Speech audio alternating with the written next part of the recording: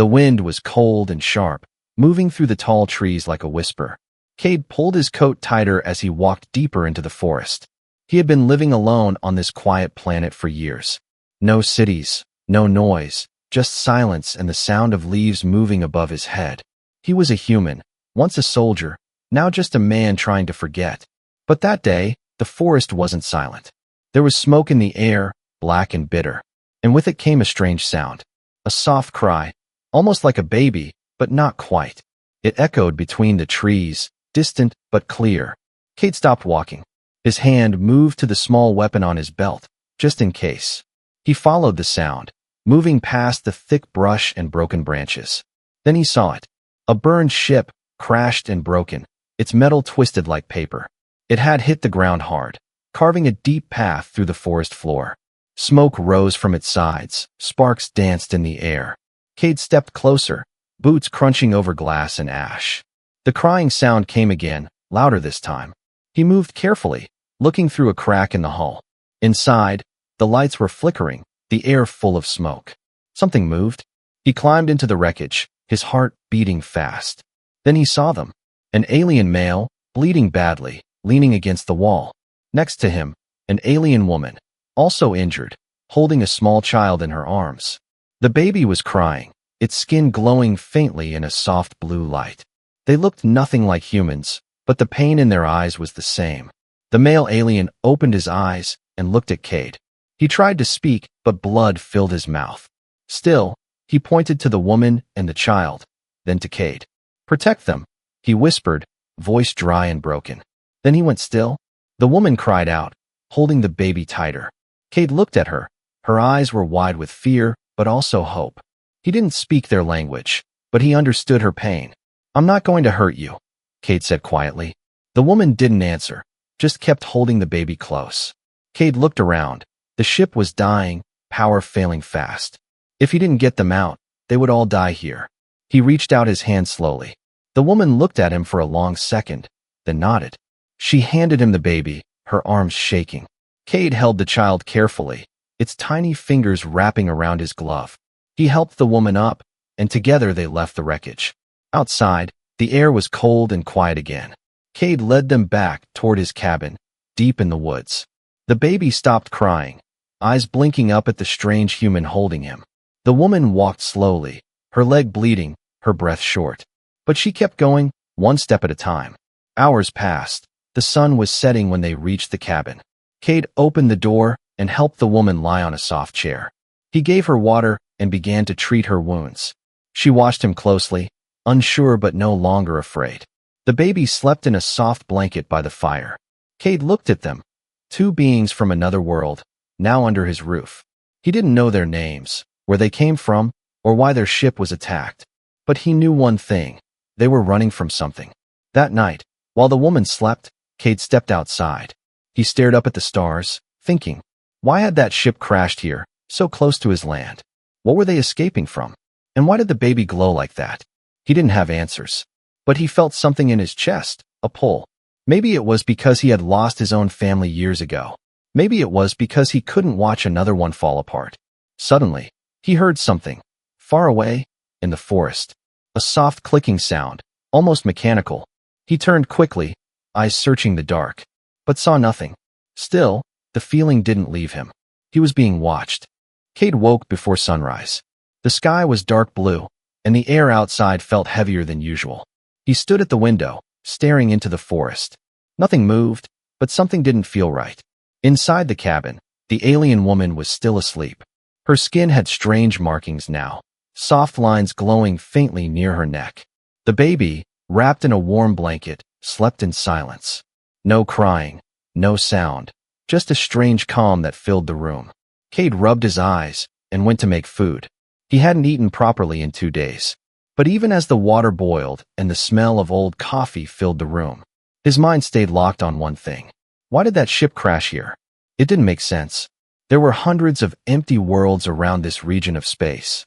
Why did it fall so close to his land, a place no one ever visited? He didn't have time to answer. A sharp knock hit the door. Not loud, but careful. Too careful. Cade froze. No one knocked on his door. No one even knew he lived out here. He grabbed his weapon and moved toward the door. Another knock, just 2 taps this time. Cade opened the door just an inch and peeked out. Nothing. Just trees, wind, and the sound of silence. Then he saw it. A small black sphere, floating just above the ground. A drone, round and silent, scanning the area with a red beam. It hadn't seen him yet.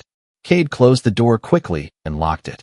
He turned to the woman, who was now awake, her eyes wide with fear. She spoke quickly in her own language, pointing at the window. Cade didn't understand the words, but he understood the message. They found us. He rushed to cover the windows, shut down the lights. The cabin went dark. The baby woke and let out a soft cry. The drone outside began to hum louder. Then it floated away, slow and smooth like a hunter not in a hurry. Cade waited, holding his breath. Minutes passed, then more. Finally, silence returned, but the feeling of danger remained. He looked at the alien woman. "We need to talk," he said. She didn't understand, but she sat up, serious and alert. Cade walked to the table, pulled out an old screen tablet. It had translation software, basic but useful. He typed slowly. "Who is after you?" The tablet translated, and the woman read it. She typed back. "Hunters, not from my planet. They want the child." Cade frowned. "Why the child? What makes him special?" The woman hesitated, then typed. "He carries something inside, old blood, royal blood, something they fear." Cade leaned back in his chair. He looked at the baby, now calm in the corner. Royal blood? Special child? This was getting deeper than he ever expected. The woman typed again, slower this time. "They killed my husband. They destroyed our ship. They will come again." Cade stared at the words. This wasn't just a rescue anymore. This was a war in the shadows. And now he was part of it. Outside, the wind picked up. Leaves danced across the ground. Somewhere far in the forest, something beeped softly, then went quiet. Cade didn't move. He felt it again, that strange pull in his chest. He had walked away from the world years ago, but now the world had come back for him, and it had brought a woman and her child with glowing skin. The baby laughed suddenly, a small soft sound that broke the tension. Cade looked at him, and the baby looked back.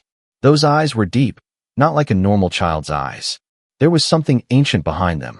Cade whispered under his breath, "What are you, little one?" The baby blinked, and for a second, just one, his body gave off a soft pulse of light. The lights in the cabin flickered, the tablet screen glitched. Then everything went normal again.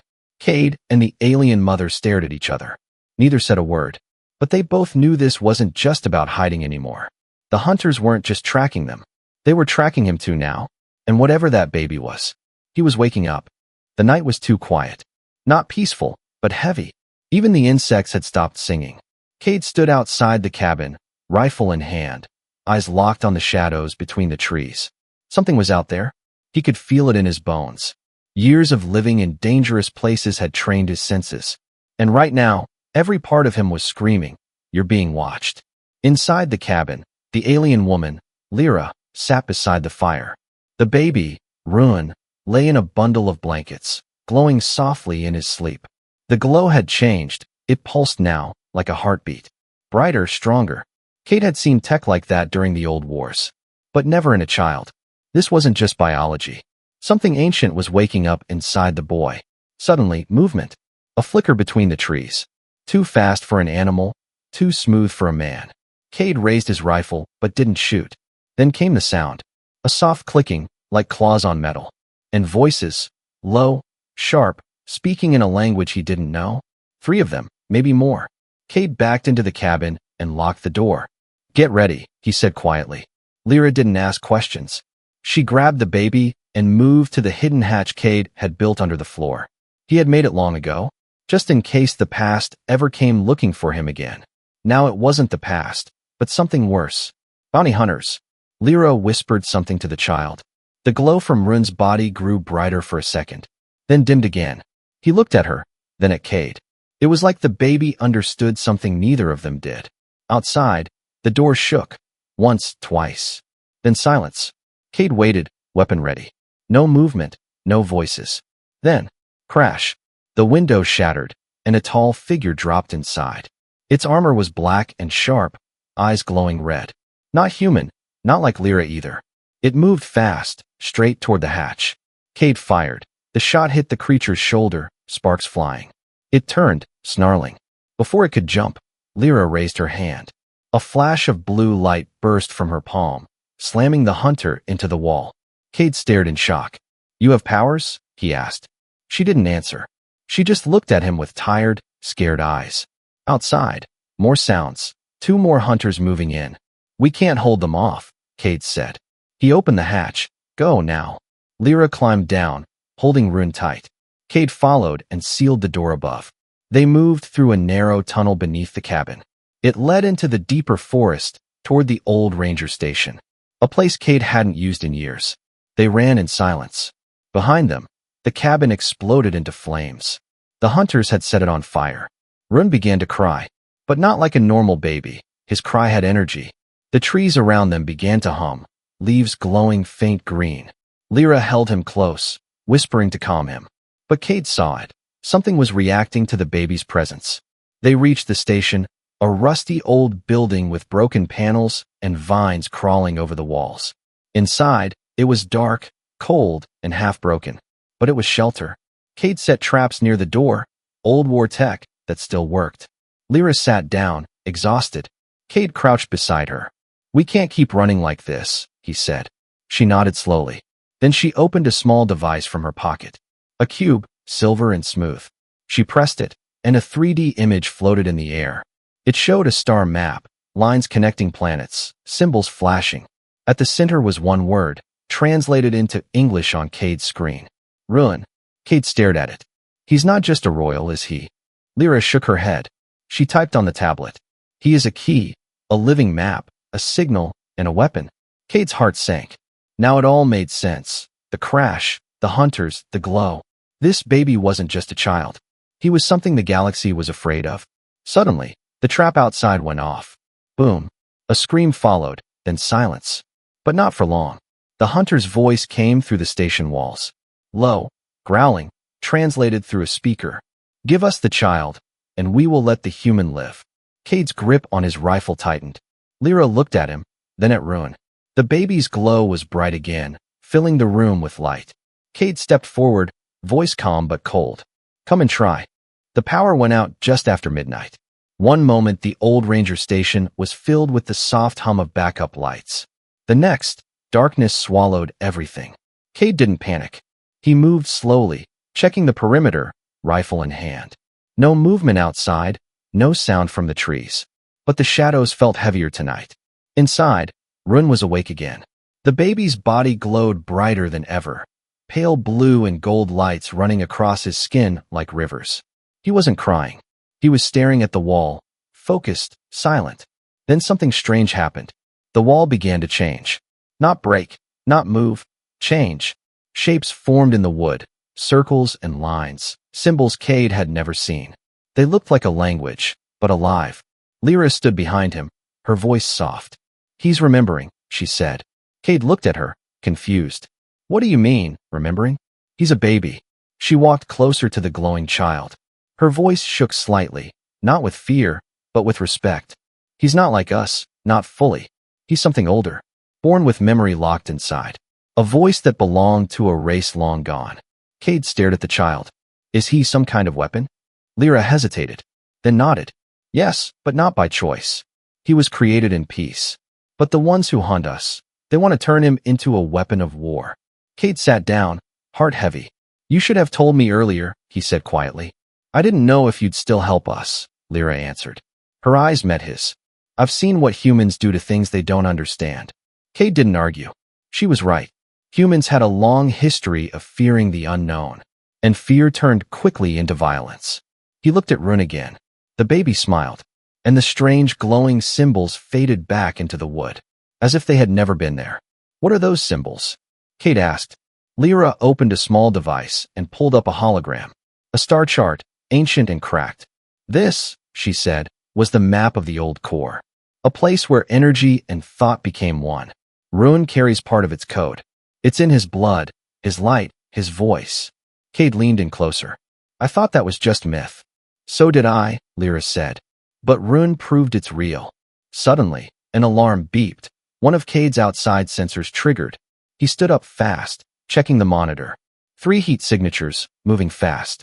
too fast for normal soldiers. The bounty hunters were back, and they weren't wasting time. Cade cursed under his breath. We need to move, now. He grabbed a backpack, loaded it with food, gear, and a power cell. But when he turned to Lyra, she wasn't moving.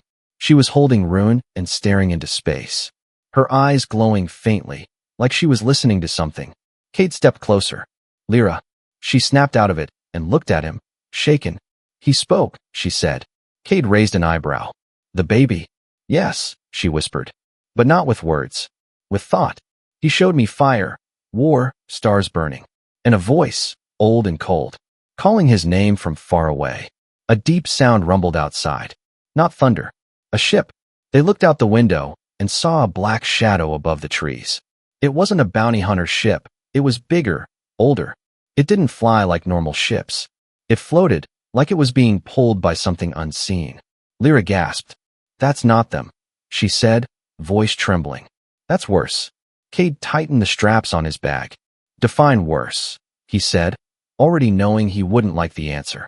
She held Rune close and said one word. The architects. Cade froze. He had heard that name in old war stories. A lost race, long extinct, or so everyone believed. The ones who built the ancient gates, who bent space like paper. Now they were back, and they wanted the child. The ground shook lightly. Cade grabbed Lyra's arm.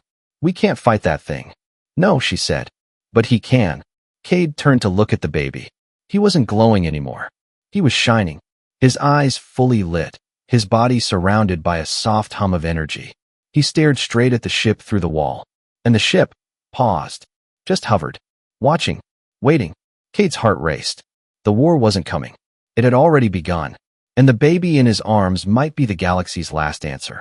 Smoke filled the sky as Cade, Lyra, and the glowing child ran through the forest. The strange black ship had vanished for now, but its presence still hung in the air like poison. Branches snapped under their boots, each step a reminder they were out of time. Cade's breath burned in his chest. They had left the station behind, set fire to the trail, and used every trick he knew to hide their scent.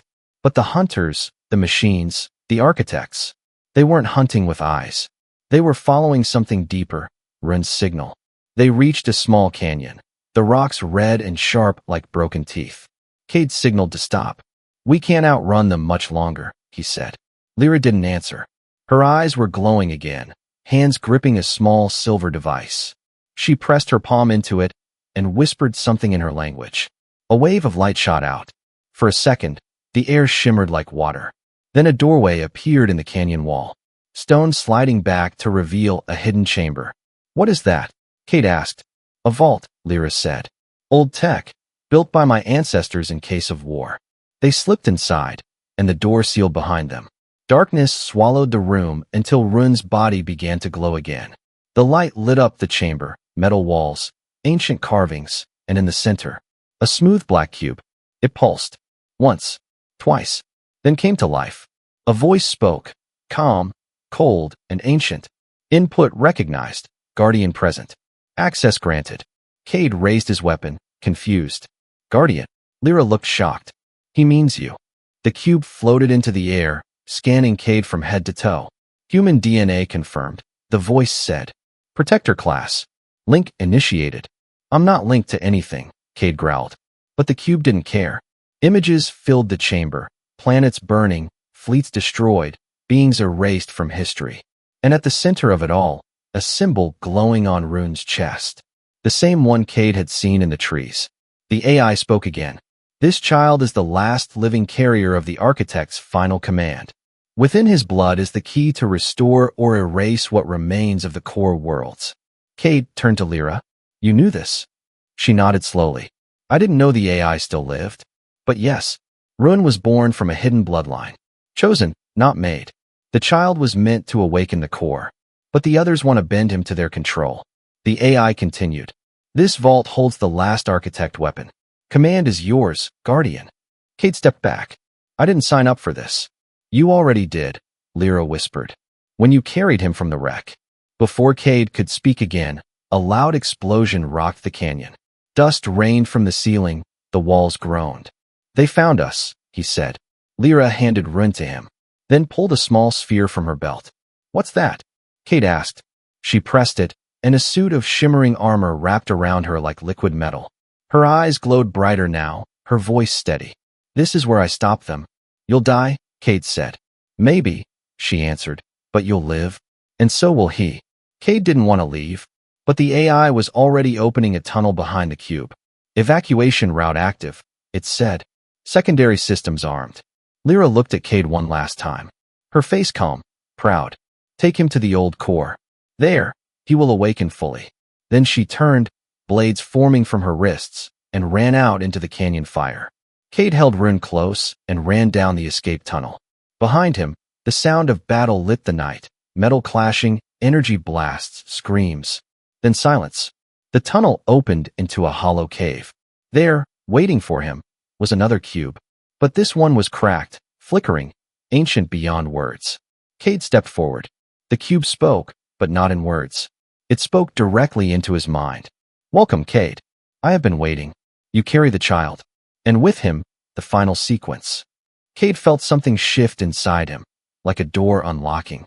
He looked down at Rune. The child's eyes were wide open, no longer glowing. But deep, so deep they looked like space itself. And then the baby spoke. Just one word. But it wasn't in any language Cade knew. Still, he understood. The word meant, begin. The ancient cube floated in front of Cade. Cracked, flickering, but still alive. Its light moved in slow waves, pulsing with quiet energy. Cade held Rune close. The child was silent, but alert. His eyes glowed faint gold, not bright, but steady. Something inside him was waking up, and the cube could feel it. I don't understand, Cade said. Why me? The cube spoke inside his mind again. You were not chosen. You were near. That's not a good reason, Cade muttered. But the cube continued. The child reached out. You reached back. That was enough. Cade stepped forward slowly.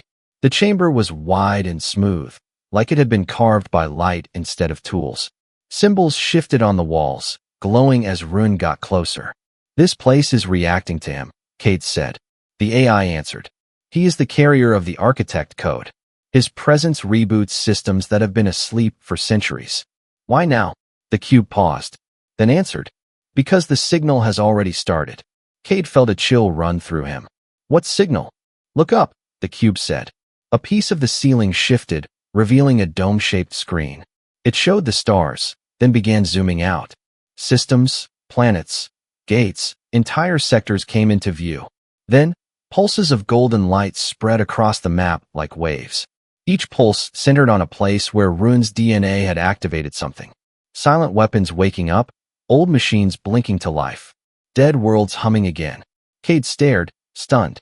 Wait, this already started? Yes, the AI said. The moment you carried him out of the wreckage.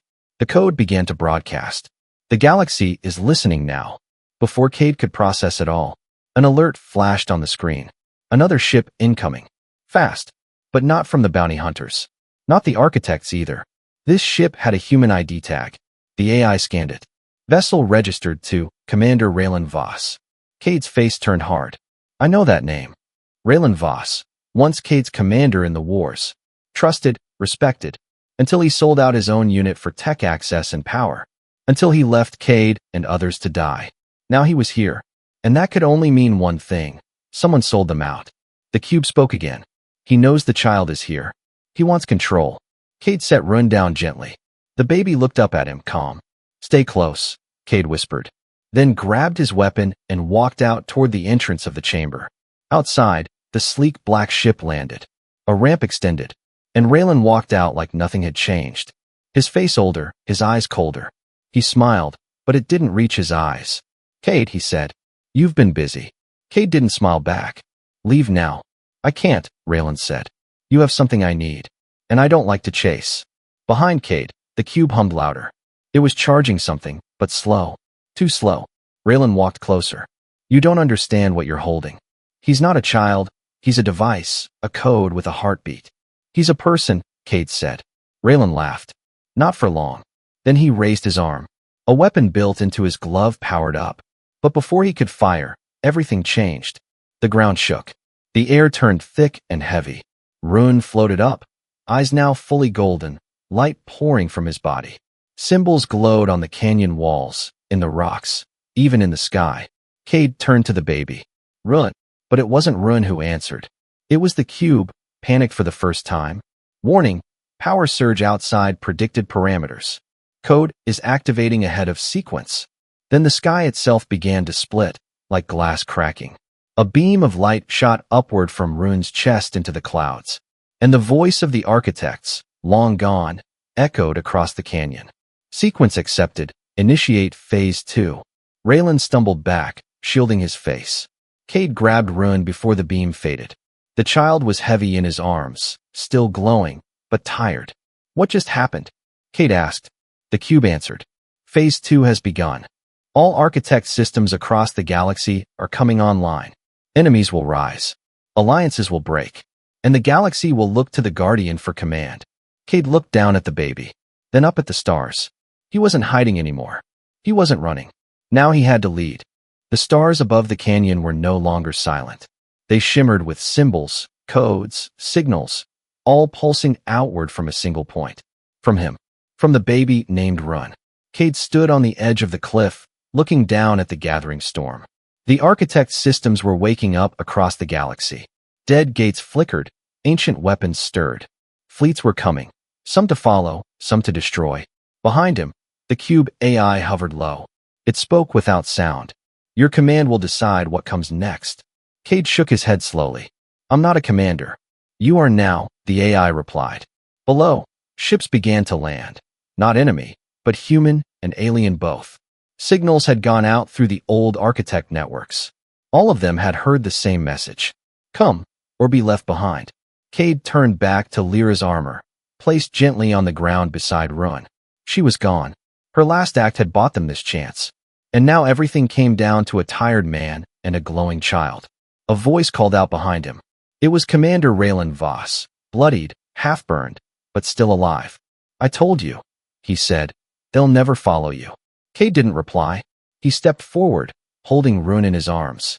The baby's glow was soft now, steady like a heartbeat. Cade looked out over the small army gathering below. Bounty hunters, outcasts, war-torn soldiers, exiles. All drawn by something they couldn't explain. He raised his voice. This child is not a weapon. They listened. He continued. He's not a threat. He's a signal. A chance to change what we've been. He chose me. Now I choose you. Silence. Then a woman in alien armor stepped forward and bowed. One by one, the others followed. Raylan Voss stepped back, stunned. You can't be serious, he said. You think you're a leader now? Cade walked toward him, calm. No, he said. I'm a father. Raylan raised his weapon and fired. The blast hit Cade in the chest, but the energy bent away. Run's eyes flared gold. And the architect code took form in the air, a barrier of pure thought. Raylan stared in disbelief. Impossible. You don't shoot at family, Cade said. Then he walked away. The architect AI activated a final sequence. A map filled the sky, showing not just planets, but broken places, places that could be healed. Cade's voice echoed through the comms. Whoever follows, you're not following me. You're following something new. Run floated into the air. He didn't cry, didn't speak, but his glow reached every ship, every being. And inside that light, everyone saw the same thing. Not war, not control, but peace. Old machines shut down their weapons. Bounty hunters dropped their tech. Even the AI cube went silent, watching with something close to awe. The architect system began to rewrite itself. Not for war, but for rebuilding. Cade stood quietly, arms crossed. Run made his choice, he said. So did I. Later that night, when the sky returned to black and the stars settled, Cade sat at the edge of a fire. Run was curled up beside him, finally asleep. The galaxy was changing. But here, in this quiet place, it felt simple again. A ship landed behind them. An old human craft, beat up but still flying. A woman stepped out, gray hair, sharp eyes. You're the one who stopped the burn? She asked. Cade nodded. I'm not here to lead. She smiled. Good. That's exactly why people will follow. She left a small communicator in his hand. For when he's ready, she said, nodding at the child. And when you are. Then she was gone. Cade looked up at the stars. They didn't seem so far anymore. He whispered. They came to me as strangers. He looked down at Run, then at Lyra's armor beside the fire. and I'll die calling them family.